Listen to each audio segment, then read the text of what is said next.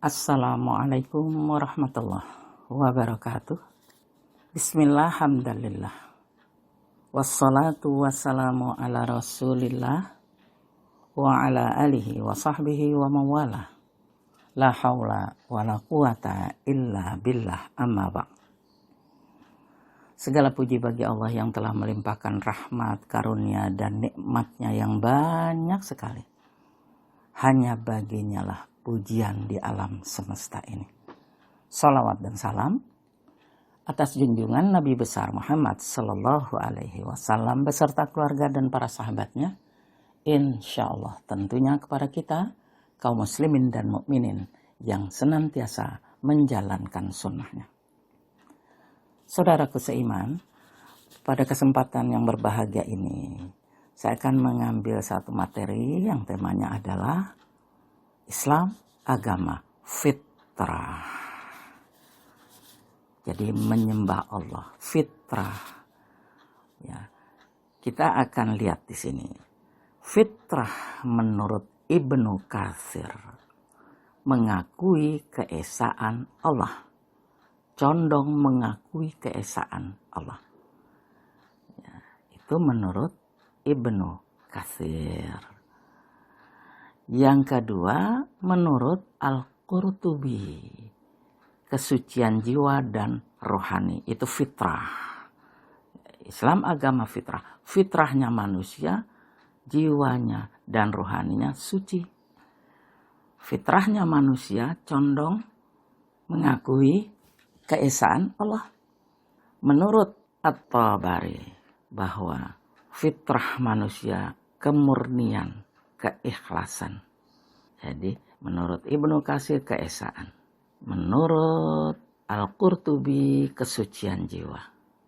Menurut Al-Maraghi kecenderungan menerima kebenaran. Menurut At-Tabari kemurnian dan keikhlasan. Jadi kita ambil di sini salah satunya kecenderungan, kecondongan mengakui kebenaran, kecenderungan kepada kesucian, kecenderungan kepada kebenaran dalam rangka kesucian jiwa dan rohani. Maka kalau kita memang menuju Islam atau fitrah, Islam agama fitrah, fitrahnya manusia menyembah Allah, maka di dalam hadis Rasulullah menegaskan bahwa karena fitrah manusia itu menyembah rukun Islam. Yang pertama dan kedua itu menyembah Allah. Itu fitrah. Kita lihat deh. Salat itu menyembah Allah. Makanya di dalam hadis Rasulullah bersabda tentang salat. Tahukah kalian seandainya ada sebuah sungai dekat pintu salah seorang di antara kalian. Lalu ia mandi dari air sungai itu setiap hari. Terus apakah akan tersisa kotoran walau sedikit? Para sahabat menjawab, tidak tersisa sedikit pun kotoran. Nah, beliau berkata, Rasulullah, maka begitulah perumpamaan sholat 5 waktu. Dengannya Allah menghapuskan dosa. Hadis riwayat Bukhari dan Muslim. Jadi kecenderungan fitrah manusia adalah patuh. Fitrah manusia adalah tunduk. Jadi Islam yang manusia kalau Islam artinya tunduk kan. Jadi tunduk itu fitrah. Menerima kebenaran itu fitrah. Nah, tunduknya dalam teori yang ada gerakan, ada ucapan, diawali takbir, diakhiri salam, itu hanya ada di dalam sholat. Allah menegaskan bahwa Islam, manusia itu adalah diperintahkan, bekerja, tunduk menurut fitrahnya, digambarkan oleh Allah. Di surat Ar-Rum. Ayat 30 kita lihat. A'udzubillahi minasyaitonirrajim. Fa'aqim wajhaka lid-dini hanifa. Fitratallah allati fataran nasa 'alaiha. La tabdila li khalqillah. Dzalika dinul qayyim walakinna aktsaron nasi la ya'lamun. Hadapkanlah mukamu dengan tulus dan peganglah fitrah Allah yang telah menciptakan manusia menurut fitrahnya. La tabdila li khalqillah. Tidak ada perubahan. Tidak ada perubahan pada fitrah Allah. Ketetapan manusia itu menyembah. Ketetapan Allah manusia itu patuh karena dia butuh. Di ayat yang ke-43 sama. Allah menegaskan, faqim wajhaka lidinil qayyim.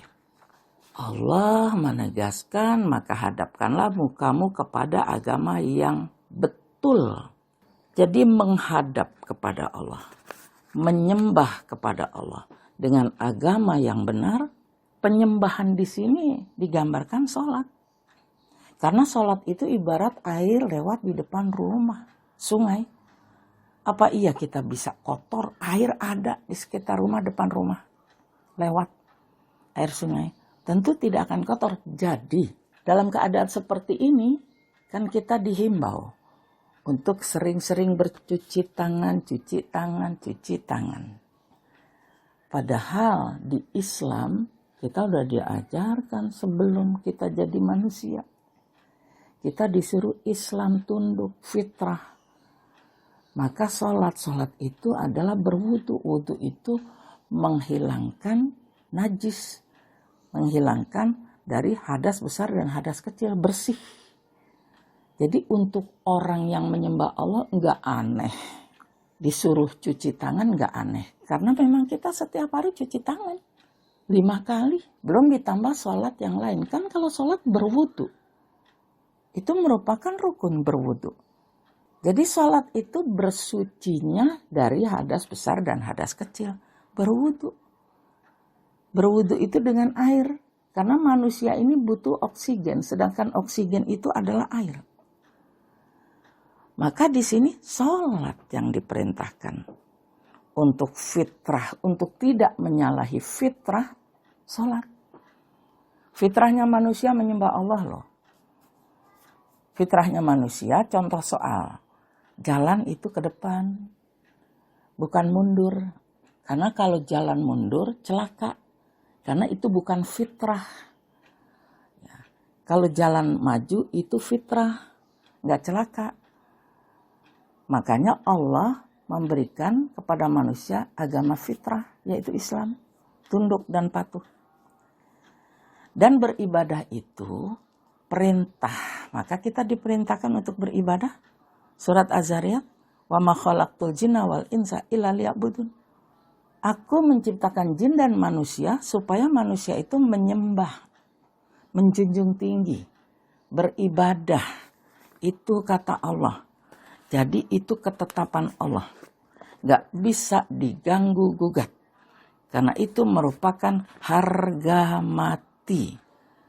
Ya, harga mati, ya harga mati.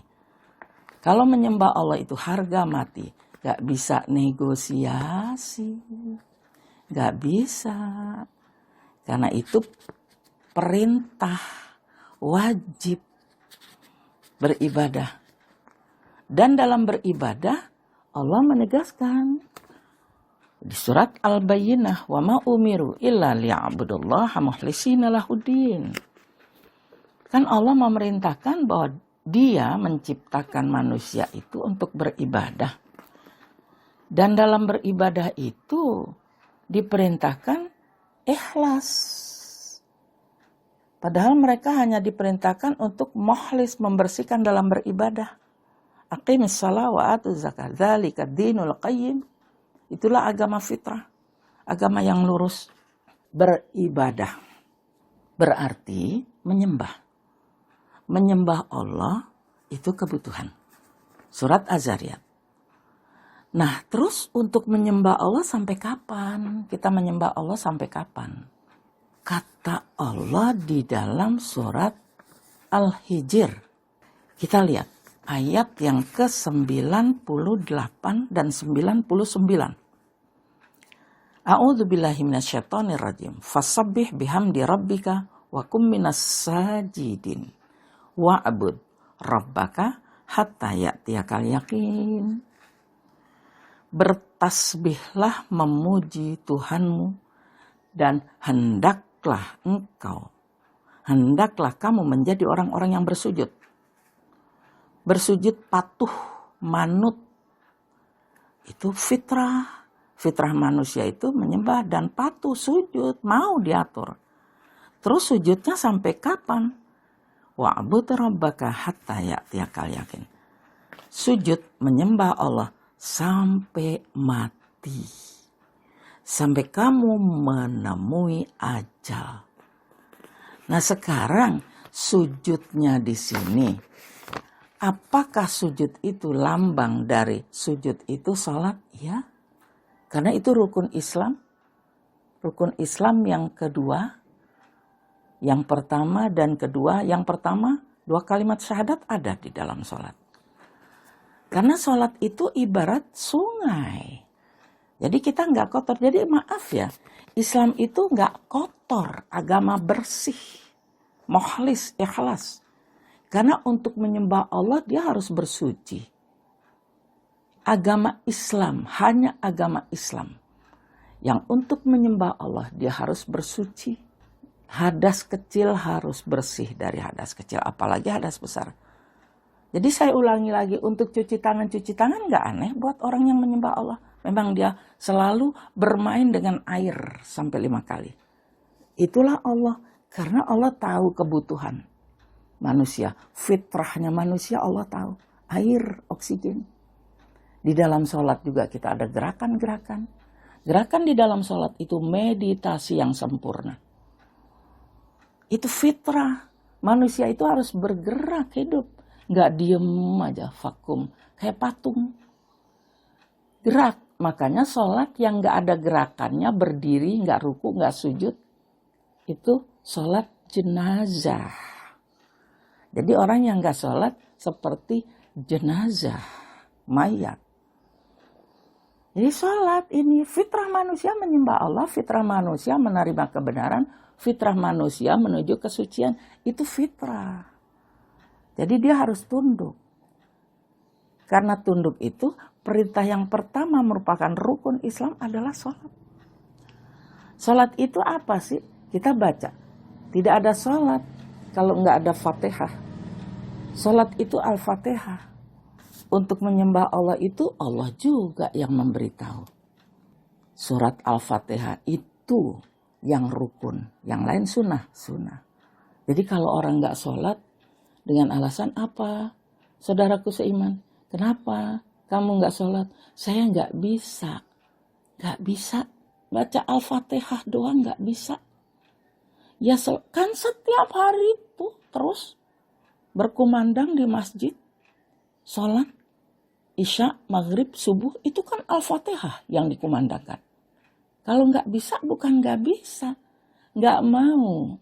Jadi dia menyalahi fitrah. Fitrahnya kamu tunduk, kamu membangkang. Siapa yang menyuruh kamu membangkang ini? Padahal kamu diciptakan oleh Allah. Sekarang kamu nggak mau menyembah Allah. Padahal manusia itu fitrahnya menyembah Allah. Coba kita lihat di surat Al-Baqarah ayat 21. Ya ayuhan nas, u'budu rabbakum alladzi khalaqakum walladzina min qablikum la'allakum tattaqun. Wahai manusia, sembahlah Tuhan yang telah menciptakan kamu dan menciptakan orang-orang sebelum kamu supaya kamu menjadi orang yang bertakwa. Kita mati harus bertakwa. Karena orang yang mati bertakwa itu adalah qalbun salim. Bagaimana kamu bisa bersih? Alat pembersih kita adalah sholat.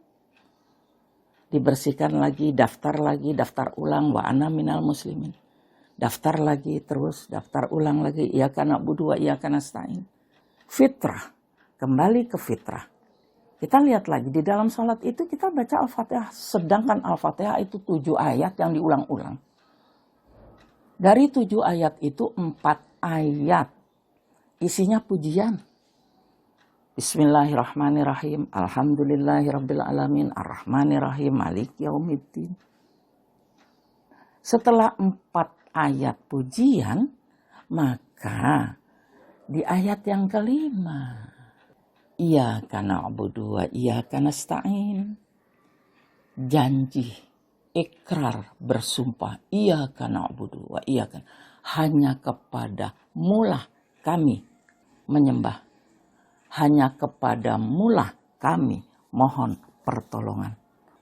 Itu adalah janji, itu adalah ikrar. Setelah memuji, berjanji.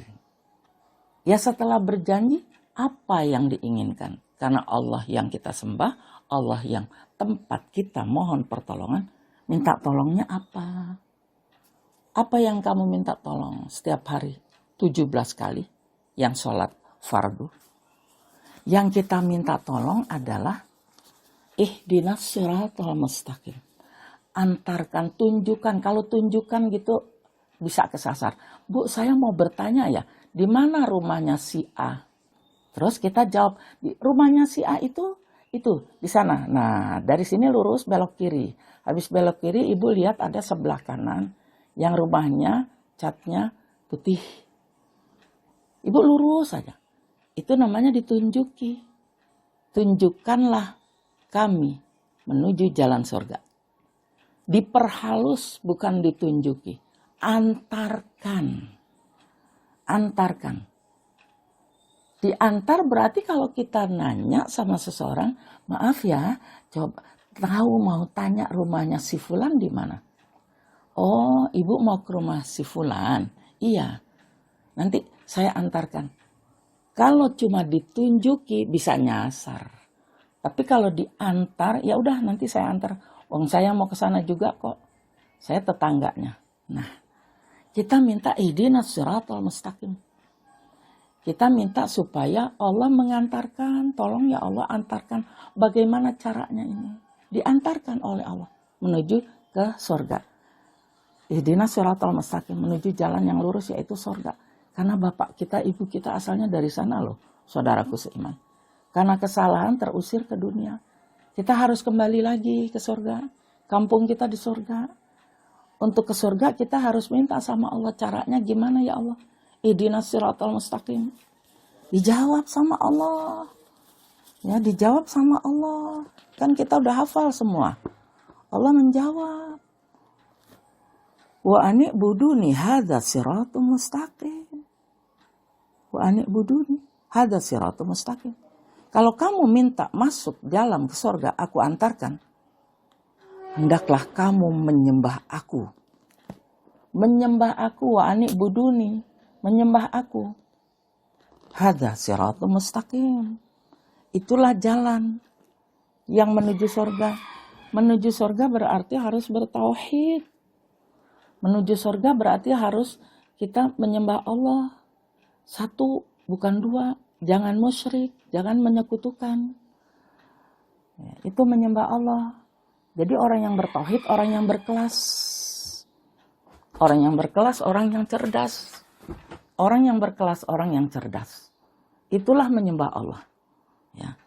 Nah, jadi di sini fitrah manusia menyembah Allah. Kita balik lagi di sini. Setelah kita minta surga kan sama Allah. Nah, Allah menegaskan, sembah aku, baru nanti kamu masuk surga. Setelah kita minta surga, kita bilang lagi kan, siratal ladzina an'amta alaihim.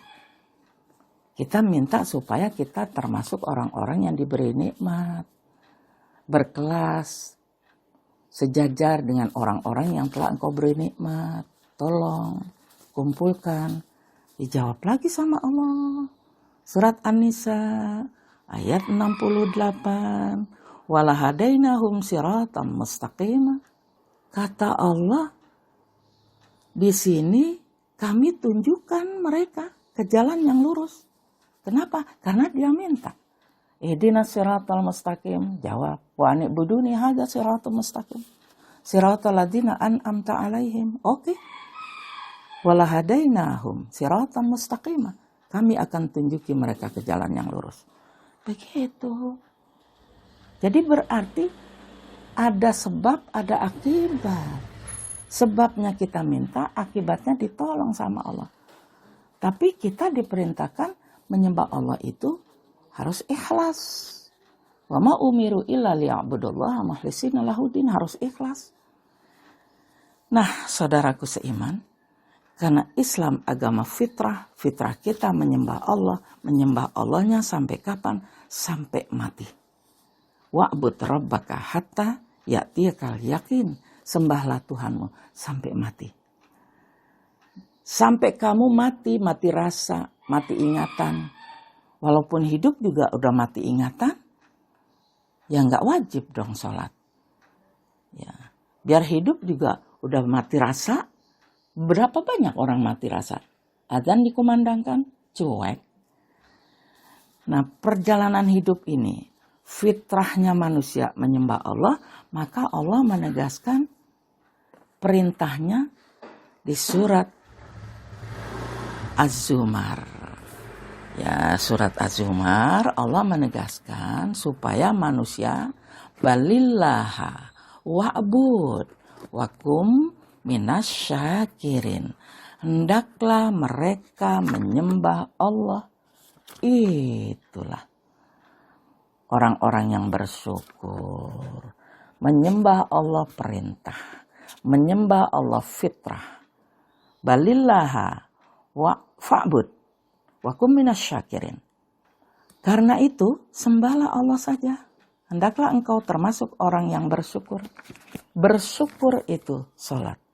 Orang yang gak sholat gak bersyukur. Jadi bukan syukuran. Berulang-ulang saya katakan. Kita hidup bukan untuk syukuran. Tapi kita hidup untuk bersyukur. Ungkapan rasa syukur itu adalah sholat. Dan sholat itu 5 kali yang fardu. Ada sholat tahajud, ada sholat sunat hajat, ada sholat duha, ada sholat macam-macam. Tapi yang intinya yang ada panggilan itu adalah 5 waktu. Ya, berkumandang azan. Nah, saudaraku seiman, ini mungkin yang dapat saya sampaikan bahwa Islam agama fitrah. Jadilah kamu sesuai dengan fitrah Allah. Jadilah dengan fitrah Allah. Jadilah kamu sesuai dengan fitrah Allah. Fitrah Allah menyembah. Jangan kamu membangkang. Nah, saudaraku seiman, inilah yang dapat saya sampaikan tentang fitrahnya manusia menyembah Allah. Dan kebenaran hanya datangnya dari Allah Subhanahu wa ta'ala. Sedangkan yang salah dari diri saya sendiri. Saya mohon maaf yang sebesar-besarnya. Akhirnya, wabillahi taufiq wal hidayah. Assalamualaikum warahmatullahi wabarakatuh.